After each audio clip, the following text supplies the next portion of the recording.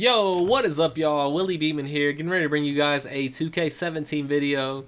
So today's video is a discussion slash tutorial video for you guys, and this is sparked by my 2000th win in the park. So I'm 2,378 at the time of recording this gameplay, basically, and I just wanted to go over some things on how to evaluate yourself and how to get recruited by good players. So I wanted to go over my recruiting process for if I'm going to recruit a random in the park. This is pretty rare. I have a lot of crew members, and towards the end of the video, I'll explain how I've gotten to the point that I'm at.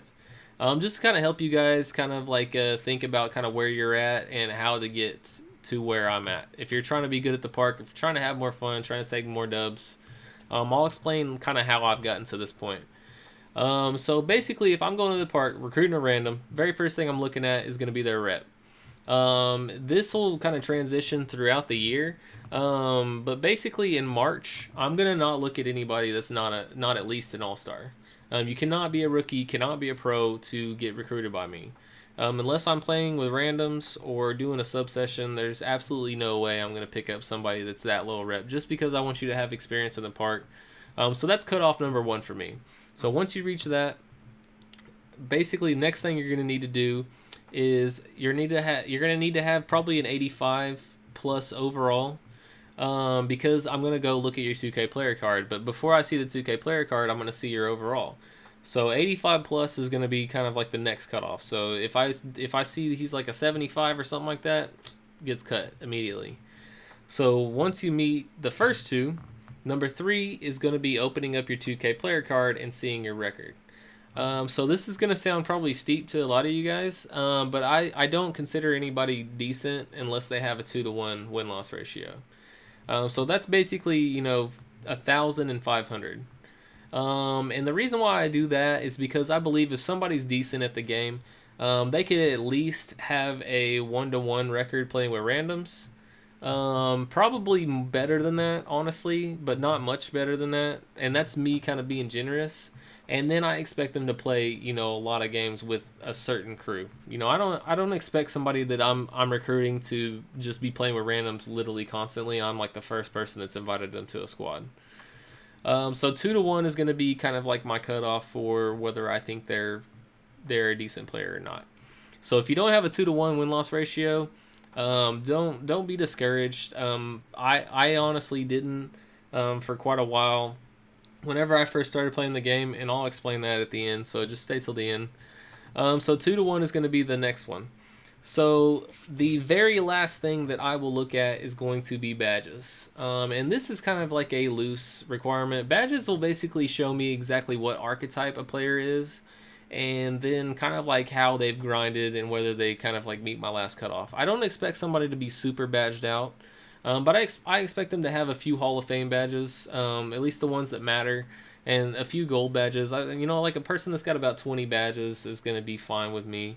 I don't think badges really make a player, but there are some badges that are very important to have with each archetype. So those are the things that I look for, and that's going to be my cutoff for recruiting Randys.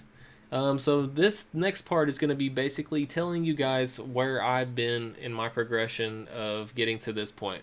So 2K15, I started playing MyPark in February of that year. So basically about this time of the year. And I was hooked. I was addicted. As soon as I started playing MyPark, man, I played all the time. Obviously, whenever I first started, I played with randoms.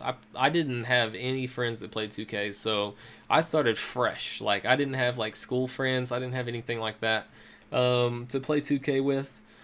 So basically, I've had no allegiance to really anybody on this game. What I did was I played probably 1,200 games. I had about 1,200 wins and about 800 losses on 2K15. So I was almost a 1-to-1 player, and that was just me learning how to play park. Me, playing with a lot of randoms that sucked. I mean, it was just like a situation where I was just learning the game. I was new to the game, so I'm obviously, if my 2K17 self met my 2K15 self, I would absolutely not pick his trash ass up. But that was just because I was learning the game, man. All of us go through kind of like learning curves, and 2K is actually a fairly like high learning curve. It's kind of a tough game to just pick up and start playing, just because there's a lot of nuances that make you good at the game. So 2K15 rolls out, 2K16 drops. So 16 I got in the park right at the very beginning. And I was fortunate enough to grind super hard on that, and I met I met like 5 players that were grinding super hard. A few of them I think hit Legend 5 last year. And I was able to grind with them like super hard. I met a lot of good players doing that just because I think I hit Legend 1. I was one of the probably the top 500 people to hit Legend 1. Because I hit it super early in the game. Like the people that were grinding it super hard, like Dope Swag and them, I hit it pretty close to whenever they hit it. But I was burnt out on MyPark and things like that. So, so once I hit Legend 1, I actually moved over into very serious Pro-Am. So I started playing with a lot of people that were really good at Pro-Am, and started making a squad on Pro-Am. That I played with, and by the end of 2K16, I'd probably played about 600 games of Pro-Am. And I'll tell you guys right now, if somebody's good in Pro-Am, 95% of the time they're going to be good at Park. Pro-Am players translate into Park really easy. It's not really the opposite way around. Somebody can be really good at Park and suck at Pro-Am. But Pro-Am requires a lot of good IQ and a lot of good kind of like real basketball knowledge. So I met a lot of good Pro-Am players that I played Park with, that we ended up just like killing Park. So that was a really good way for me to meet new people. And by the time 2K17 rolled around, I basically had 20 to 30 people that I knew were super good at the game, that I could hit up. And even after 2K17 dropped, I didn't know Johnny. And I didn't know Quizzy on 2K17. I knew Brother Jones. We had played together on 2K16.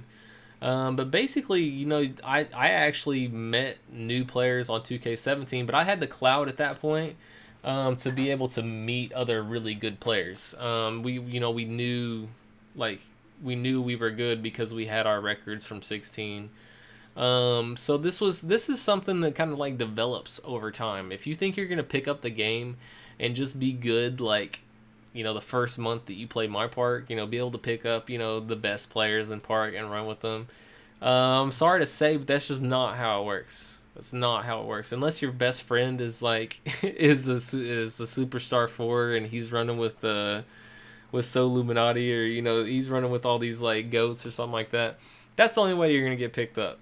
So this is a video not to discourage you guys, but to just give you guys a reality check on like how things work and how to really get yourself ready for 2K18. This is the time right now between March and September to really put in time and find players that you like playing with, that are really good at the game, and make your record look a little bit better going into 2K18. 2K18 might be the year whenever you go 2,000 and 378. You never know, man. Just keep grinding. And I hope you guys like the video. This is kind of like a thank you for 4,000 subs too, man. Just hit 4K. Haven't been able to post a lot lately, because of some other stuff going on, but I really appreciate the support from you guys. And just to kind of show you guys a little thank you, I like to throw in some bonus clips every once in a while. So check out this bonus clip right here. It's kind of funny. Anyway, this is Willie Beeman, and I'm out. Peace. Are you okay, dude? Oh my god! Hey, Johnny, you see that though? Deadass, you see that?